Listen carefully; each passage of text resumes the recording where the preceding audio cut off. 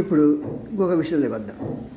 అదేంటంటే క్రైస్తవులు అంటే వీళ్ళు ప్రేమ చూపించేవారు, వీళ్ళు దయగల వాళ్ళు, కరుణగల వాళ్ళు అని ప్రజల్లో ఒక అభిప్రాయం వచ్చింది.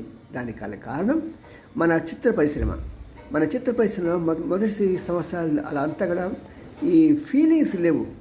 దాంతో సినీ నిర్మాతలు కానీ యాక్టర్స్ కానీ క్రైస్తవులు అనేటప్పటికీ వాళ్ళు ఒక ఆత్మీయత కలిగిన వాళ్ళు, ఆదరించే వ్యక్తులు అని దాని తగ్గట్టుగా జగ్గయ్య లాంటి యాక్టర్స్ ఫాదర్స్గా ఉండి సమాజంలో అంటే ఈ గొడవలు లేకుండా ఒక జడ్జిమెంట్ ఇస్తూ అందరూ వల్ల పొందేవాళ్ళు. దానివల్ల అప్పట్లో పది సమస్య.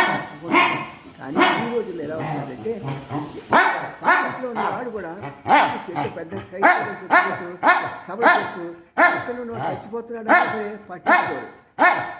ఇంకా చెప్పాలంటే వాళ్ళ బిహేవియర్ ఎలా ఉంటుందంటే ఎక్కడి నుంచో దిగొచ్చి